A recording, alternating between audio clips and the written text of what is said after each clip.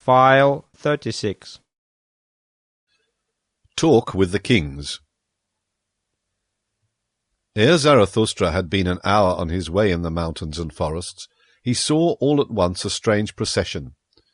Right on the path which he was about to descend came 2 kings walking, bedecked with crowns and purple girdles, and variegated like flamingos. They drove before them a laden ass. "What do these kings want in my domain?" said Zarathustra in astonishment to his heart, and hid himself hastily behind a thicket. When, however, the kings approached to him, he said half aloud, like one speaking only to himself, "Strange, strange! How doth this harmonize? 2 kings do I see, and only 1 ass."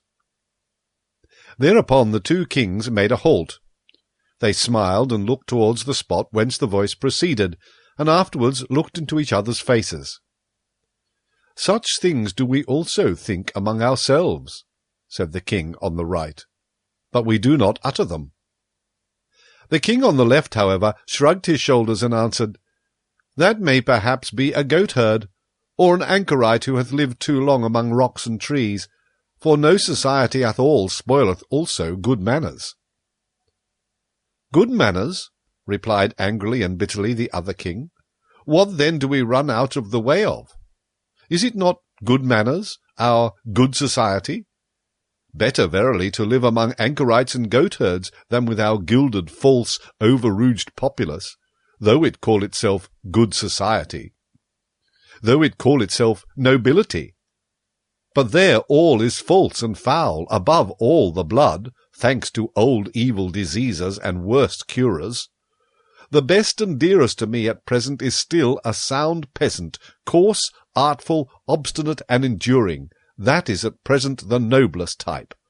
The peasant is at present the best, and the peasant type should be master. But it is the kingdom of the populace. I no longer allow anything to be imposed upon me. The populace, however, that meaneth hodgepodge. Populace, hodgepodge. Therein is everything mixed with everything, saint and swindler, gentleman and Jew, and every beast out of Noah's ark. Good manners! Everything is false and foul with us. No one knoweth any longer how to reverence. It is that precisely that we run away from. They are fulsome, obtrusive dogs.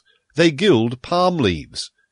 This loathing choketh me, that we kings ourselves have become false, draped and disguised with the old faded pomp of our ancestors, show-pieces for the stupidest, the craftiest, and whosoever at present trafficketh for power. We are not the first men, and have nevertheless to stand for them. Of this imposture have we at last become weary and disgusted. From the rabble have we gone out of the way, from all those bawlers and scribe blowflies, from the trader stench, the ambitious fidgeting, the bad breath. Fie, to live among the rabble! Fie, to stand for the first men among the rabble! Ah, loathing, loathing, loathing! What doth it now matter about us kings? "Thine old sickness seizeth thee," said here the king on the left. "Thy loathing seizeth thee, my poor brother. Thou knowest, however, that someone heareth us." Immediately thereupon, Zarathustra, who had opened ears and eyes to this talk, rose from his hiding-place, advanced toward the kings, and thus began. "He who hearkeneth unto you, he who gladly hearkeneth unto you, is called Zarathustra. I am Zarathustra, who once said, 'What doth it now matter about kings?' Forgive me, I rejoiced when ye said to each other, 'What doth it matter about us kings?' Here, however, is my domain and jurisdiction. What may ye be seeking in my domain? Perhaps, however, ye have found on your way what I seek, namely, the higher man." When the kings heard this, they beat upon their breasts and said with one voice, "We are recognized! With the sword of thine utterance severest thou the thickest darkness of our hearts. Thou hast discovered our distress, for lo, we are on our way to find the higher man. The man that is higher than we, although we are kings. To him do we convey this ass, for the highest man shall also be the highest lord on earth. There is no sorer misfortune in all human destiny than when the mighty of the earth are not also the first men. Then everything becometh false and distorted and monstrous. And when they are even the last men, and more beast than man, then riseth the populace in honour, and at last saith even the populace virtue, Lo, I alone am virtue. What have I just heard? Answered Zarathustra. What wisdom in kings! I am enchanted, and verily I have already promptings to make a rhyme thereon. Even if it should happen to be a rhyme not suited for everyone's ears, I unlearned long ago to have consideration for long ears. Well then, well now. Here, however, it happened that the ass also found utterance. It said distinctly, and with malevolence, Yea. 'Twas once, methinks year one of our blessed Lord, drunk without wine, the Sibyl thus deplored, How ill things go!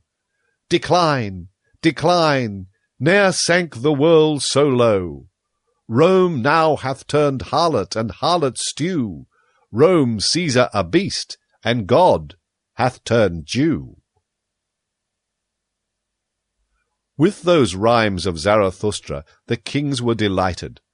The king on the right, however, said, O Zarathustra, how well it was that we set out to see thee! For thine enemies showed us thy likeness in their mirror. There look'st thou with the grimace of a devil, and sneeringly, so that we were afraid of thee. But what good did it do? Always didst thou prick us anew in heart and ear with thy sayings. Then did we say at last, What doth it matter how he look? We must hear him who teacheth. Ye shall love peace as a means to new wars, and the short peace more than the long. No one ever spoke such warlike words. What is good? To be brave is good. It is the good war that halloweth every cause. O Zarathustra, our fathers' blood stirred in our veins at such words. It was like the voice of spring to old wine-casks.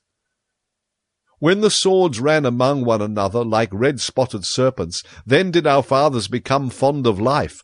The sun of every peace seemed to them languid and lukewarm. The long peace, however, made them ashamed. How they sighed, our fathers, when they saw on the wall brightly furbished, dried-up swords. Like those they thirsted for war. For a sword thirsteth to drink blood, and sparkleth with desire. When the kings thus discoursed and talked eagerly of the happiness of their fathers, there came upon Zarathustra no little desire to mock at their eagerness. For evidently they were very peaceable kings whom he saw before him, kings with old and refined features. But he restrained himself. Well, said he, thither leadeth the way. There lieth the cave of Zarathustra, and this day is to have a long evening. At present, however, a cry of distress calleth me hastily away from you. It will honour my cave if kings want to sit and wait in it. But to be sure, ye will have to wait long. Well, what of that? Where doth one at present learn better to wait than at courts? And the whole virtue of kings that hath remained unto them, is it not called today ability to wait? Thus spoke Zarathustra. The Leech. And Zarathustra went thoughtfully on, further and lower down, through forests and past moory bottoms. As it happeneth, however, to every one who meditateth upon hard matters, he trod thereby unawares upon a man. And lo, there spurted into his face all at once a cry of pain, and 2 curses, and 20 bad invectives, so that in his fright he raised his stick, and also struck the trodden one. Immediately afterwards, however, he regained his composure, and his heart laughed at the folly he had just committed. "Pardon me," said he to the trodden one, who had got up enraged, and had seated himself. "Pardon me, and hear first of all a parable. As a wanderer who dreameth of remote things on a lonesome highway runneth unawares against a sleeping dog, a dog which lieth in the sun, as both of them then start up and snap at each other like deadly enemies, those 2 beings mortally frightened, so did it happen upon us. And yet, how little was lacking for them to caress each other, that dog and that lonesome one. Are they not both lonesome ones?" "Whoever thou art," said the trodden one, still enraged, "thou treadest also too nigh me with thy parable, and not only with thy foot. Lo, am I then a dog?" And thereupon the sitting one got up, and pulled his naked arm out of the swamp. For at first he had lain outstretched on the ground, hidden and indiscernible, like those who lie in wait for swamp game. "But whatever art thou about?" called out Zarathustra in alarm, for he saw a deal of blood streaming over the naked arm. "What hath hurt thee? Hath an evil beast bit thee, thou unfortunate one?" The bleeding one laughed, still angry. "What matter is it to thee?" said he, and was about to go on. "Here am I at home and in my province. Let him question me whoever will. To a dolt, however, I shall hardly answer." "Thou art mistaken," said Zarathustra sympathetically, and held him fast. "Thou art mistaken. Here thou art not at home, but in my domain, and therein shall no one receive any hurt. Call me, however, what thou wilt. I am who I must be. I call myself Zarathustra. Well, up thither is the way to Zarathustra's cave. It is not far. Wilt thou not attend to thy wounds at my home? It hath gone badly with thee, thou unfortunate one, in this life. First a beast bit thee, and then a man trod upon thee." When, however, the trodden one had heard the name of Zarathustra, he was transformed. "What happeneth unto me?" he exclaimed. "Who preoccupieth me so much in this life as this one man, namely Zarathustra, and that one animal that liveth on blood, the leech? For the sake of the leech did I lie here by this swamp, like a fisher, and already had mine outstretched arm been bitten 10 times, when there biteth a still finer leech at my blood, Zarathustra himself. O happiness! O miracle! Praised be this day which enticeth me to the swamp. Praised be the best, the livest cupping-glass that at present liveth. Praised be the great conscience-leech Zarathustra." Thus spoke the trodden one, and Zarathustra rejoiced at his words and their refined reverential style. "Who art thou?" asked he, and gave him his hand. "There is much to clear up and elucidate between us, but already methinketh pure clear day is dawning." "I am the spiritually conscientious one," answered he who was asked, "and in matters of the spirit it is difficult for any one to take it more rigorously, more restrictedly, and more severely than I, except him from whom I learnt it, Zarathustra himself. Better know nothing than half know many things. Better be a fool on one's own account than a sage on other people's approbation. I go to the basis. What matter if it be great or small? If it be called swamp or sky? A handbreadth of basis is enough for me, if it be actually basis and ground. a handbreadth of basis. Thereon can one stand. In the true knowing knowledge there is nothing great and nothing small. Then thou art perhaps an expert on the leech? Asked Zarathustra.